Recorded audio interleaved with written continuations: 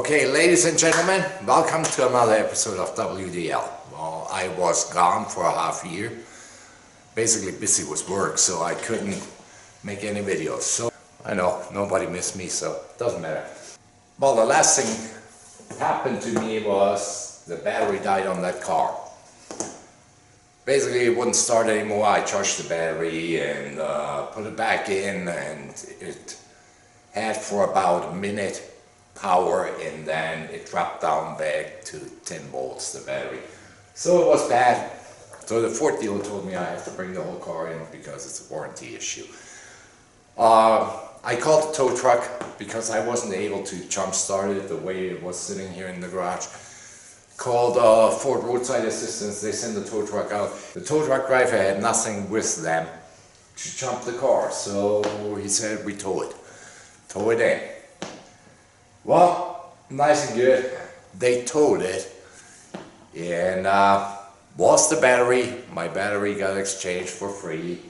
I picked the car up, drove it home, and let it sit for 10 days. I put it on a battery tender. I run a wire out from the battery compartment, so I don't have to open this all the time, and connect my battery tender here.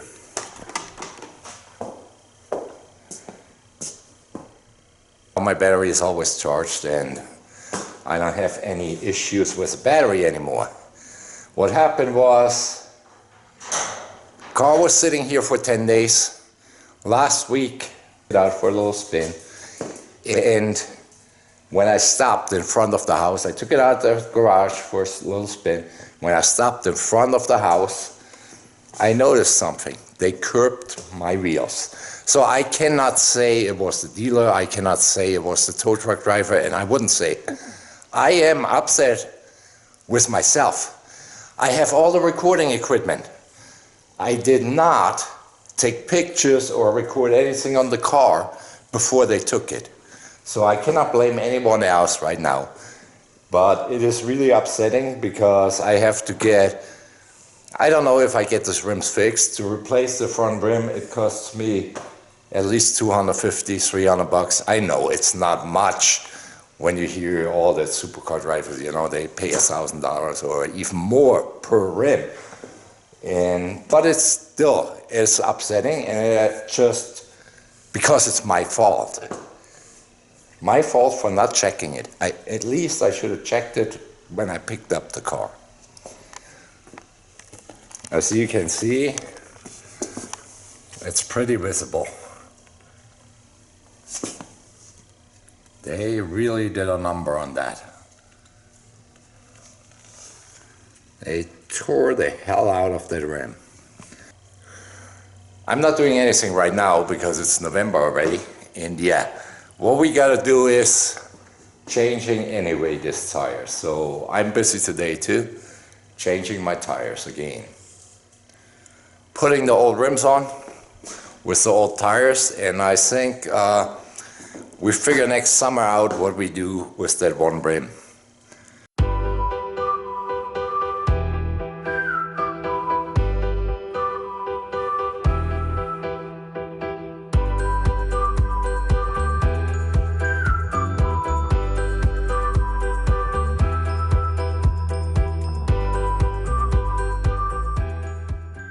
Okay, now this was fun, wasn't it?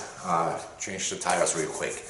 Let's talk about this stuff what I read in German automobile papers, and what's really odd stuff.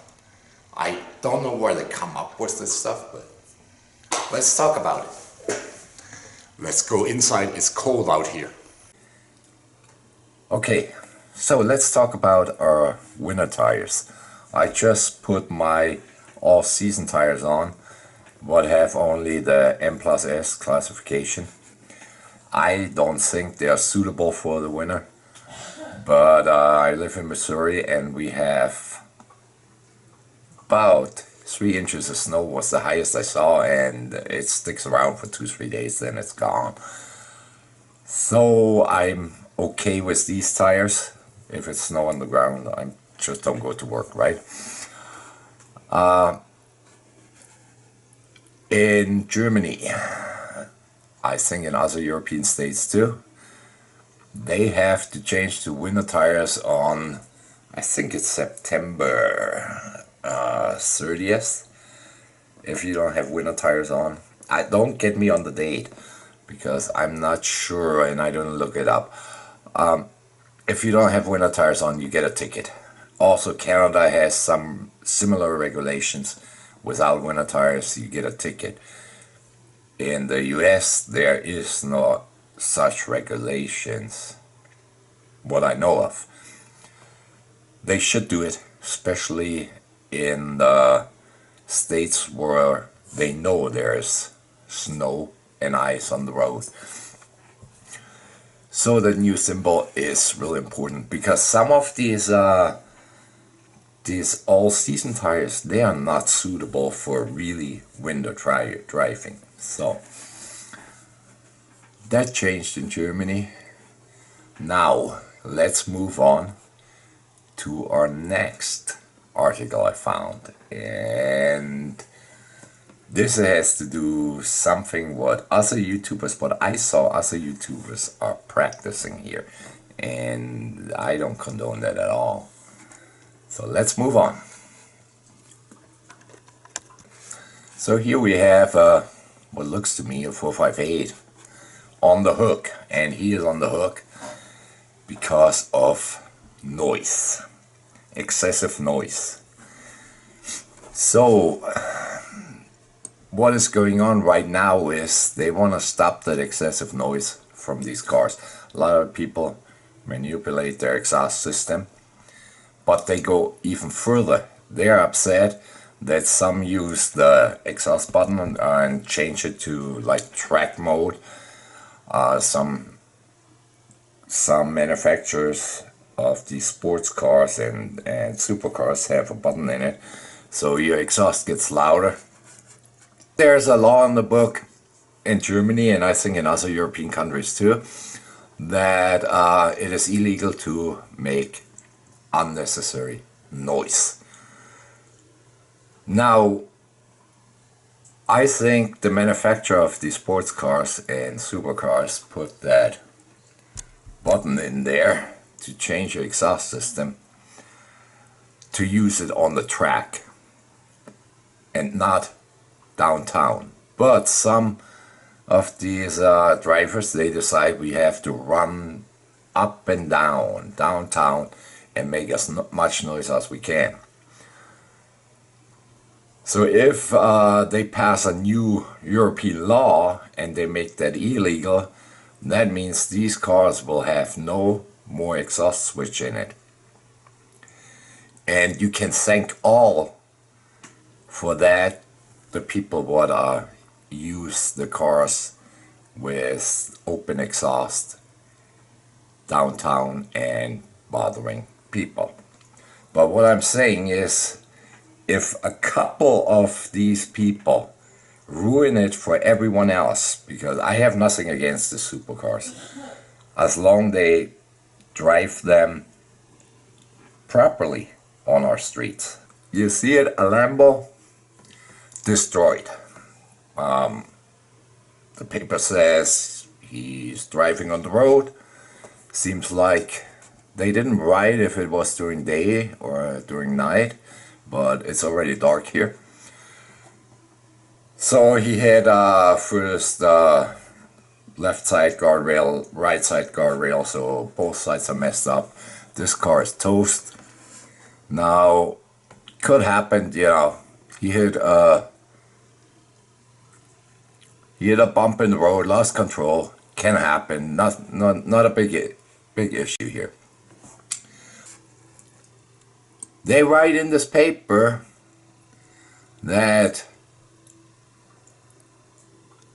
all 4 people in this Lamborghini got hurt. So I'm looking at it. I said, this is not the Urus. I mean, the Urus is a SUV. You fit 4 people in it, no problem. Now, here, there are only a couple options to have 4 people in it. So I'm thinking, well, now I have to be political correct. Maybe there were little people. But then I thought, nah, that would be illegal too, because you have only 2 seat belts in this car. You have 2 seats, 2 seat belts. This car has only 2 seat belts. So even if there were little people, you cannot shove 2 of them on the back shelf. There fits only maybe a backpack in it, in the shelf behind the seat.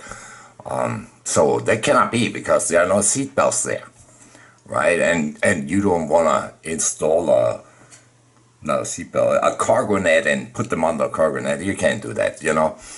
So yeah, that's not gonna happen. 4 adults don't fit in. You know, there's no way that you can fit 4 adults in that car. So what else could it be?